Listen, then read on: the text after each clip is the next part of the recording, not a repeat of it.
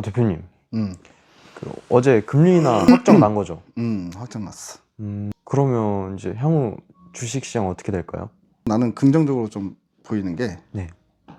금리 인하는 어차피 시장이 다 예상을 했었던 부분이기 때문에 금리 인하 이번에 한 거 가지고 주가가 올라가기 힘들지. 왜냐면 어느 정도 선반영된 것도 있고. 그리고 이번에 시장에서 좀 걱정했던 게 금리 인하 하면서 매파적인 발언을 할 수 있다. 근데 실질적으로 매파적인 발언도 했어. 그러니까 이제 요지는 그거야. 이제 금리 인하 이번에 하면 4%대 금리에서 3%대 금리로 떨어진 거야. 그러면 3.5에서 3.75 이게 이제 기준금리가 되는 건데, 그러면 당연히 추가로 금리 인하 하려면 이전에 봤던 기준보다 더 높은 기준을 충족을 해야 된다. 그런 식의 뉘앙스거든. 네. 살짝 매파적이긴 해. 근데 여기서 이제 시장이 아직 주목을 안 하는 부분인데, 근데 그러면서 뒤로는 슬쩍 행동을 뭘 했냐면 단기 국채 매입을 하겠다고 했거든. 그러면 단기 국채 매입을 한다는 게 어떻게 보면 일종의 양적 완화 같은 효과이기 때문에 시장에 돈을 푸는 효과란 말이야. 그러면 이거는 금리 인하보다 사실 말은 매파적으로 했지만 행동은 상당히 비둘기파적인 행동을 했다. 이렇게 봐야 될 것 같고, 그리고 이제 다음 FOMC 이전에 분명히 트럼프 대통령이 새로운 연준 의장을 임명을 할 것 같아. 그렇게 되면 지금 연준의 매파적인 기조가 딱히 큰 의미가 없다는 거지. 그러니까 매파적으로 보든 안 보든 상관없이 새로운 연준 의장이 오면 새로운 시스템으로 가동이 될 텐데, 결국엔 친트럼프 성향의 연준 의장이 들어올 가능성이 제일 가능성이 높고, 그러면 트럼프는 지금 오늘도 금리 인하니까 아직도 더 내려야 된다 막 그렇게 계속 이거 하고 있단 말이야. 네. 그러면 당연히 다음 연준 의장이 1월 달에도 금리 인하 하는 건 기정사실로 봐야 되지 않을까. 근데 뭐 예를 들어서 트럼프의 의중을 진짜로 100% 반영한다면 빅컷을 할 수도 있어. 50bp를 한 방에 인하할 수도 있는 거지. 물론 이제 그런 상황이든 아니든 살짝 이제 초반에는 정치적으로 간다면 그럴 가능성도 있다. 지금 당장엔 시장에 유동성을 공급하겠다는 거잖아. 그게 나중에 이제 부메랑으로 돌아와서 시스템 리스크로 번질 수는 있지만 그거는 나중에 가볼 일이고, 지금 당장에는 시장이 추가적으로 내년에도 올라갈 가능성이 크겠네. 적어도 내년 초반까지는. 뭐 이런 관점에서 우리가 볼 수 있지 않을까? 그러면 지금 주식을 막 사면 되는 거예요? 막사 어떤 걸 사게?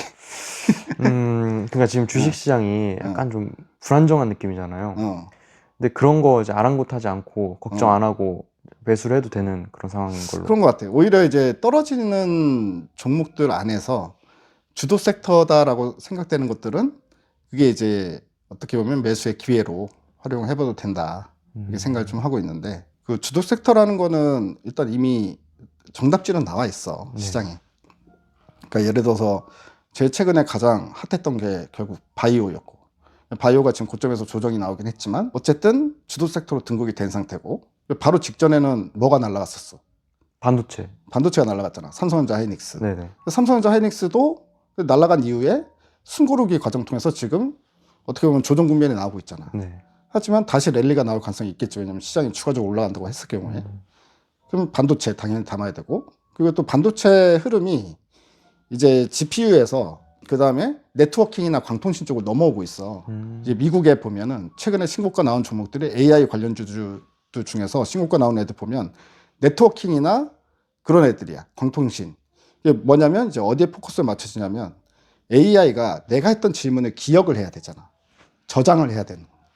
그러면 SSD가 필요하고, 그리고 네트워킹이 필요하고, 그 대규모 이제 저장 장치나 이런 쪽으로 이제 간단 말이지. 돌리는 연산 작용에서 이제 저장 장치 쪽으로 매기가 조금 옮겨 붙고 있다. 그런 식으로 따지면 일단은 삼성전자 하이닉스 당연히 수혜고, 그다음에 유스페타시스처럼 서버용 PCB 만드는 회사들, 뭐 이런 애들도 수혜를 받을 수 있다.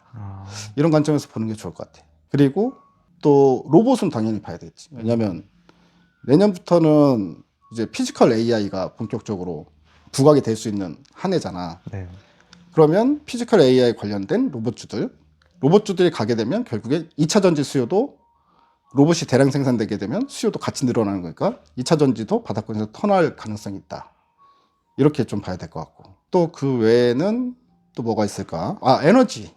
에너지.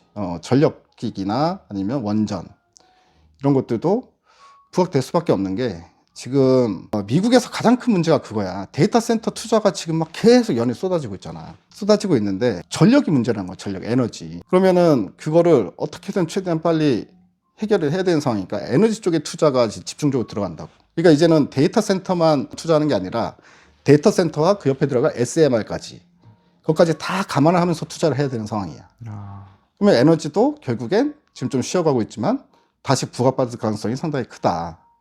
나는 이렇게 보고 있고, 그리고 오늘 시간에서 오라클이 그 급락이 나왔어. 10% 넘게. 근데 이렇게 보니까 시설 투자 규모, 캐파 투자가 너무 크다 이거야. 그 돈을 도대체 어디서 조달해 보려고? 그 부채는 어떻게 감당할 거야? 이런 것 때문에 폭락을 하고 있어. 역설적으로 보면 뭐야? 그 감당할 수 없는 부채를 지면서라도 투자를 하겠다는 거고, 그 투자는 결국엔 데이터 센터만 투자 들어간 게 아니라 에너지까지 같이 투자가 들어가야 된다는 거잖아. 아, 그래서 에너지는 결국에 다시 부각받을 가능성이 크다고 봐.